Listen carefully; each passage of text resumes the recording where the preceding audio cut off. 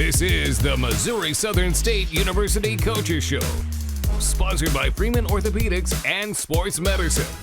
With your hosts, MSSU head football coach Atiba Bradley, KSN Sports Director Bailey Harbit, and Reina Garcia.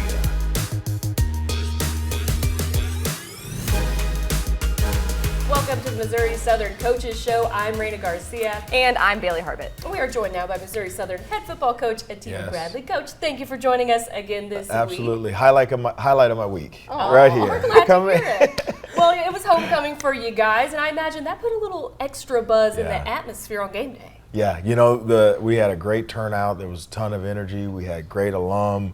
We had friends. We had family. We had a little bit of everything, barbecue, popcorn smells in the air. And it really turned out for a great game day atmosphere. Yeah, I mean, being there yesterday, it's just, you couldn't help but be excited about the atmosphere. But obviously, sometimes players tending to get a little bit overexcited. Was there anything that you said to your team before the game just to kind of calm them down, or was everybody pretty even keel? Yeah, we talk a lot about, hey, play for yourself, play for your team. And really the message behind that is, I don't care if there's 10 people in the stands, 100 people in the stands, or 1,000. We just got to play and we got to go out and execute. Yeah, well, last week we talked a little bit about how even though Fort State was coming in with a 1-2 record, you knew that they were a very good team and better than what maybe their record indicated. Yeah, I mean, if you turned on their film, if you watched any snaps of their offense and their defense, you knew they weren't a 1-2 football team. I don't care what the win-loss column said, and they came in and they proved to be a handful. Yeah, is that kind of a teachable moment for you? Never underestimate an opponent. Yeah, I think, and that's the theme going into our season is, guys, we don't care what the record is. It's all about us. It's about how well we do and execute our things. And so we just have to ignore the win-loss, ignore all those little things that might say, oh, this team is this or that, and just go out and play. Yeah, well, let's take a listen to what you guys had to say earlier in the week ahead of your matchup against Fort Hays State. I think honestly, I don't know this early in the year if teams quite know what to expect from us. We've had a lot of different lineup changes with our backers and the back end and even up front on third downs. We've done some different things. So I think teams are still trying to get a feel for who we are as a unit and the best way to prepare for us. I think the quarterback is very smart. He's very experienced. He gets the ball off where it needs to be on time, and I think that we'll have to limit their pass game. It's been great. First week we were rough. Past 2 weeks has been great. We've had guys coming back. We've had more leadership, more people have been more uplifted in a way to want to do better and be better. Now, when coming up with the game plan, because we heard that it mentioned that they had a really good quarterback they were working with. Do you base it around certain players that you know are really, really good on the other team, or is it more of a scheme thing, or is it a little bit of both in terms of how you construct your game plan? Yeah, we honestly, kind of our methods when we go in, as we say, we want a team to beat you left-handed, assuming that they're right-handed. No, you want them to beat you doing things that they don't normally do, things that they don't normally do well. And so in this case, when we looked at the quarterback and what he was able to do in the pass game, the first couple weeks, we knew that we had to do a good job limiting his big plays in the pass game. Was the pass game what you really focused on in practice this week, or were there other areas as well that you guys kind of focused on? Yeah, we really wanted to give the quarterback some different looks, and we were able to do that. And so we were pleased in that part where we didn't maybe address all the needs or was in the run game. I thought they did an excellent job of blocking us on the perimeter, blocking us. Our interior guys kind of got moved around for the first time all year, and so they really had a lot of success in the run game. Yeah, and you mentioned in that press conference that you felt like teams are still trying to figure you guys out because you still have a lot of moving parts that you're still filling out. Do you feel like at any time that maybe gives you a little bit of an advantage? Absolutely. I mean, again, and that's the kind of unique thing in a first-year coach and a first-year coordinators, everything is new. not just to us, but to the league. And so as we continue to change and morph and figure out who we are, then we start to put more of it on film, and then guys start to kind of hone in on who we are as well. And that actually kind of just leads into my next question. Now that we're approaching week 5, do you think that teams are maybe kind of starting to get a beat on you guys a little bit? I think so. And so the biggest thing that we got to do now is we got to go back after 4 games and really evaluate what we've done well and how we can continue to do that, what we haven't done as well, and is it at a point where we go, okay, we don't need to do this anymore? Or, okay, here's how we fix those things that we've been lacking. And so this is a huge week for what we call self-scout. Absolutely. Well, on the other side of the break, we'll break down yesterday's game against Fort Hays State, so stay with us.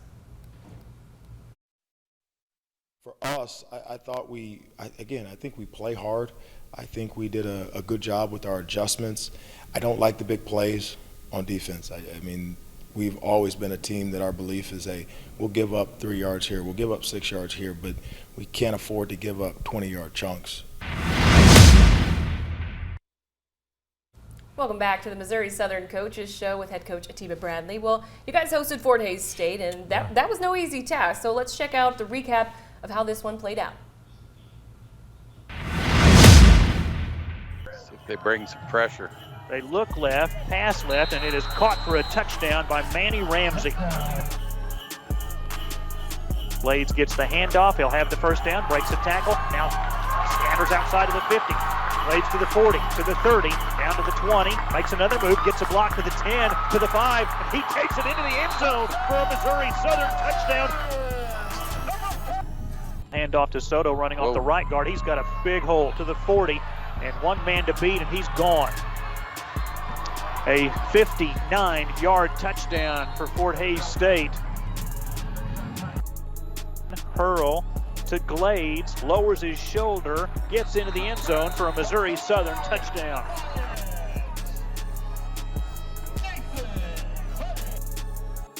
Fade pattern into the end zone, looking for Brian Boyd Jr., and it is a touchdown.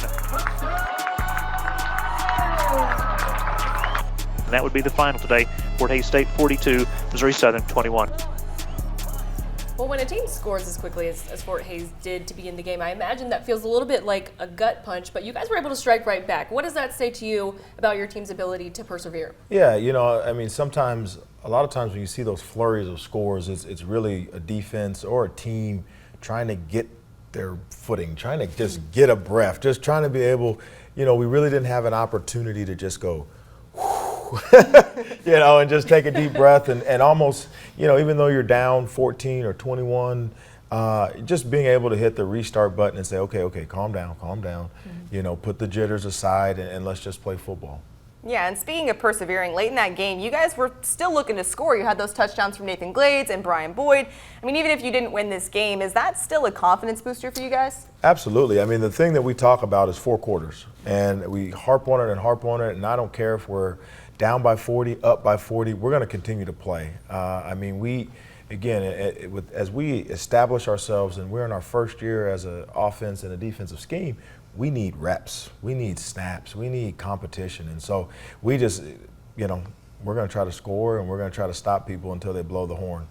Yeah, and going off of that, it kind of seems like every game we see that connection with Dawson and his receivers, particularly Brian, really start to get tighter and tighter. You see him going to him for those big plays. Is that kind of, a good sign for you knowing that those connections are starting to develop now? No, I think every quarterback has his blankie. Every quarterback has a guy that he feels really confident with. But if you look at it, I think Dawson was 21 or 31 or somewhere around there. But he did a nice job hitting the check down a couple times. You can continue to see him mature, continue to get more comfortable in the flow of the game. And so very proud of that guy.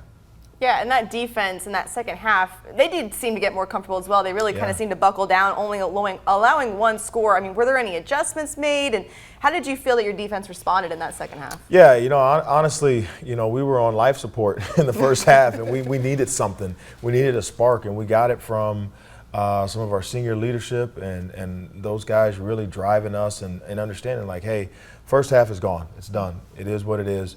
The only way we're going to get back in this is one possession, one series at a time. And they did a great job. And honestly, fact check me, but I don't think we've given up a third quarter score to this date.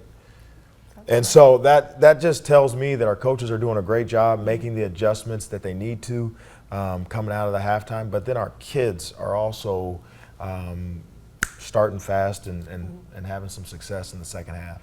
Yeah, well, let's take a look at some of the stats from the game. Now, they seem to have a pretty balanced attack, pretty even in terms of passing and rushing yards. How difficult is it to defend a team that is so well balanced that can show that they can beat you both ways? Yeah, you know, as a defense, you always want to play the odds. So, you know, when it's 3rd and 10, you got about a 90% chance they're going to pass the ball. So you play pass. 1st and 10, you know, you're playing run. And so when a team is able to stay 50-50, it really puts the defense on their heels. It really puts you as a play caller, Coach Patasso, in a really tough spot because you're defending at that point everything, and that's not realistic.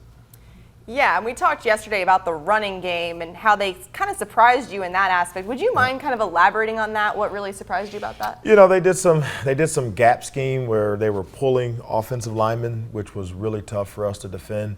You know, they did a really nice job. We call it switching up, where they take a D lineman and they put him in a gap that he's not supposed to be in. So they did both of those things really well. I thought number 20 ran hard. He was a little faster than I thought he was in the scout, but he ran hard, and they did a really nice job with their scheme. Absolutely. Well, we're going to take a quick break, but don't go anywhere because we have plenty more coming up here on the Missouri Southern Coaches Show. Welcome back. We are joined now by a very special guest, defensive back Malachi Broadnex is in the building with us today. Malachi, thank you for joining us. Thank you for having me. Well, yesterday you guys took on a very tough Fort Hays State team. From a defensive standpoint, what challenges did they present for you guys? Honestly, in the beginning of the game, they came out, first of all, they came out firing on all cylinders. They were able to pull guards, like Coach said before. They were pulling guards and getting to the second level, which became a problem initially. Then they came off of that with play action and threw the ball behind us. So it got a little difficult at first, and then we got on our heels trying to make plays that we normally wouldn't do. You know, misalignment, just discipline at the end of the day. So it just, once we got on our heels, we started losing discipline, and it became difficult to defend anything at that point. But once we honed in to what we know to do, the things that we practice, and we locked in on what we knew, how we knew to play football, it became pretty simple from there on. Yeah, and I wanted to ask you the same thing that I asked Coach Bradley. You kind of talked a little bit about it just now, but what was working for you guys in those third and fourth quarters that maybe wasn't clicking in that first half? Honestly, we weren't doing anything different. It was just more so of us just doing what we knew to do, the things that we were practicing, the things that we were confident to do throughout the week, and just how we play football. You know, the camaraderie of our team. It was all of just us doing what we knew to do. It was nothing spectacular, and we didn't really change much of our game plan. Yeah, and one thing the defense has been able to do, seems like pretty consistently over the last few games, was getting takeaways. Why do you think you guys have been so successful in doing that? Just the more times we get takeaways are mostly when we're disciplined in our alignment and assignments. So the more that we do what we know to do, and the more that we pay attention to our keys, that's when we start to get turnovers, and they come pretty easy once we see where we are and we see what the offense is running, and we pay attention to our keys from that factor. Yeah, we've seen the last few weeks. I mean, the pieces are there, but things just haven't quite clicked yet. And players can get frustrated when that happens, especially, you know, younger guys. Is there anything that you say to them as a senior and as a leader on that defense and in that team to kind of get them back into a good headspace? It just depends on where we're at in the moment. Sure. Depending on how the team is doing, where our mindset is at that time. I mean, it's nothing really I say specifically or I say all the time. It's not really a repetitive statement. It just depends on where we're at, what headspace we're in. But more times than not, it's just more so that we have to take it one play at a time, and it really burrows down to that. It's not difficult. It never really takes a lot to get us going. We're normally on our P's and Q's for the most part. It's just maybe, all right, let's just lock in. And that's normally all it takes. Yeah. Do you feel like it's more so leading by example? Because it seems like, you know, especially in that UCO game a week ago, you know, you guys just stayed the course, did not give up, continued to play hard, and it seems like eventually that caught on. It was contagious. So do you feel like if you guys set the example, your teammates will follow? Most definitely. I know one thing for certain is leading by example is what we try to do, especially with us having such a young team behind us. You know, I know we have a lot of seniors on the team right now, so we try to lead more by example and let our coaches do all of the talking, and that's just it helps definitely. It definitely helps, especially in the second half of this game, and it showed. Yeah, you're a senior now, but you were a young guy once. How do you think you've developed as a player from your freshman year to now here as a senior?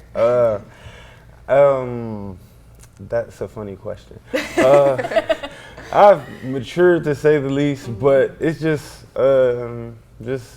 taking my time and letting everything take its course, not really trying to rush anything and play ahead of myself. I just had to pay attention to who was in front of me, the guys that led before me, and actually know how to follow before I could become a leader, so to speak. So it took me learning how to be who I am today, which is just following people first and now being able to be a leader.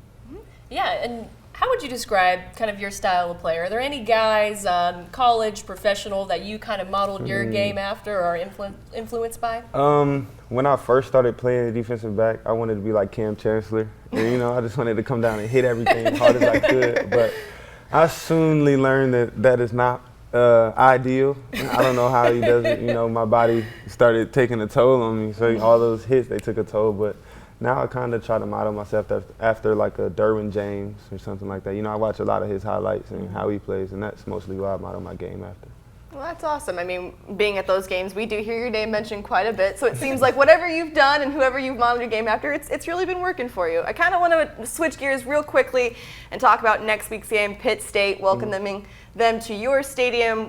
What are you kind of working on as far as getting prepared for Pitt State? I mean, we're just, it's really simple. We're not really doing anything spectacular. We're going to take the game plan the same way we would any other game. It's nothing really special about it other than the fact that they're close in proximity, you know, 30 minutes, 45 minutes away. So that's the only thing that makes it special. But other than that, we just have to take this game like any other, make sure we're locked in, stay disciplined, and do what we need to do to pull out a win.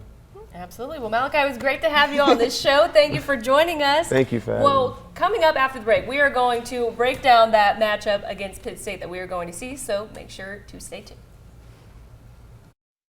Welcome back to the Missouri Southern Coaches Show. Let's take a look at some scores from around the MIAA. Washburn getting the win over Mo West, 47-41. That was a close one. And Nebraska Kearney hanging on to defeat Central Missouri, 31-28.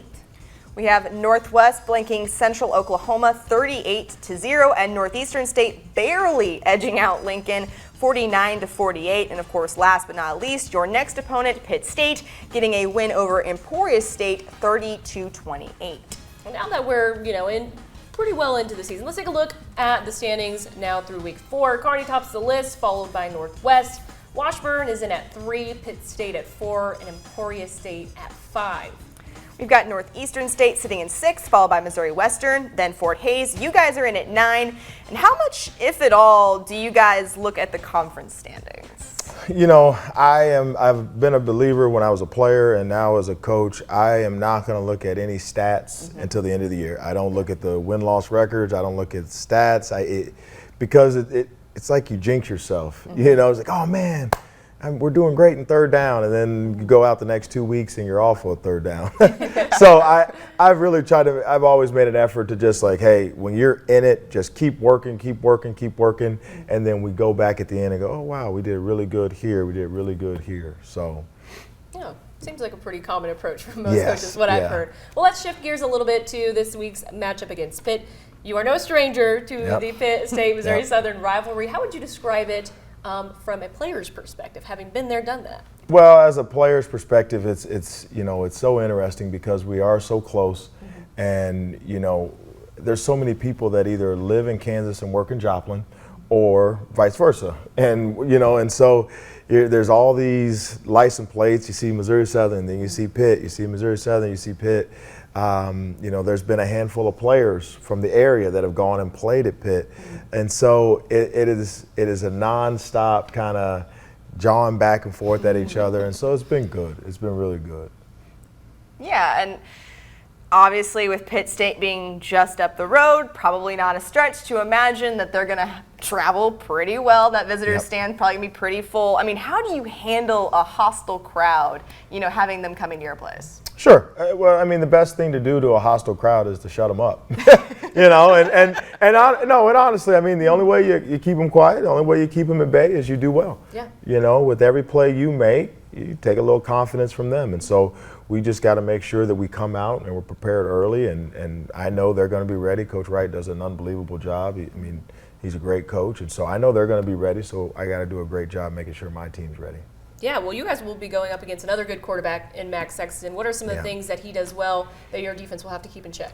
I think he does a really nice job of taking what you give him.